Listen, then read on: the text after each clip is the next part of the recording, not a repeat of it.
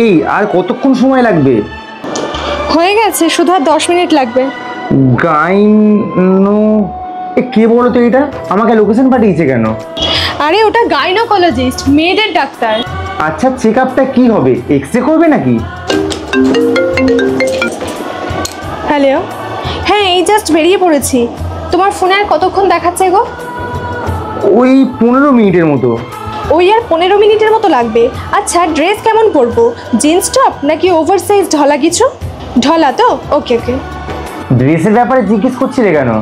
Check up হবে তো সেই জন্য। তার সাথে জামা কাপড়ের কি সম্পর্ক, এটাই জানতে চাইছি।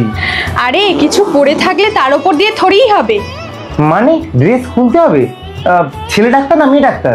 ছেলে হোক বা মেয়ে সেটা জেনে আমার লাভ কি? আলটিমেটলি সে তো ডাক্তার। পাগল হয়ে গেছো নাকি?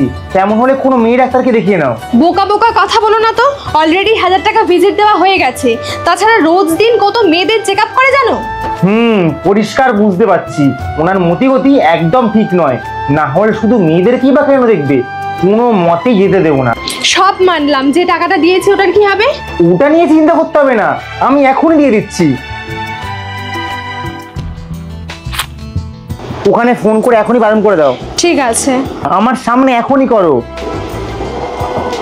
হ্যালো, আমার একটা প্রবলেম হয়ে গেছে তাই আসতে পারবো না।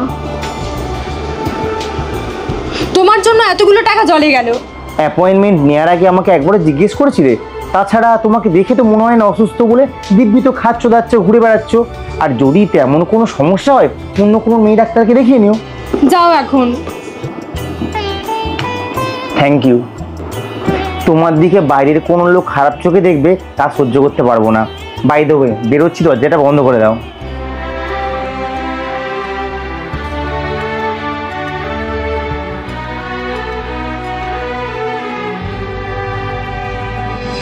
কি ব্যাপার, আমাকে দেখে ভয় পেয়ে গেলে কেন?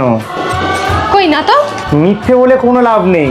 2-1 দিনের মধ্যে 980 টাকার কোনো অনলাইনে ডেলিভারি আসবে, তাই না? তোমার ফোনে যে ফ্লিপকার্ট আছে ওটা কিন্তু আমার ইমেল আইডি দিয়ে খোলা, তাই কোনো কিছু অর্ডার করলে সবার আগে কিন্তু আমার ফোনে নোটিফিকেশনটা আসবে। চালাকি ধরা পড়ে গেছে।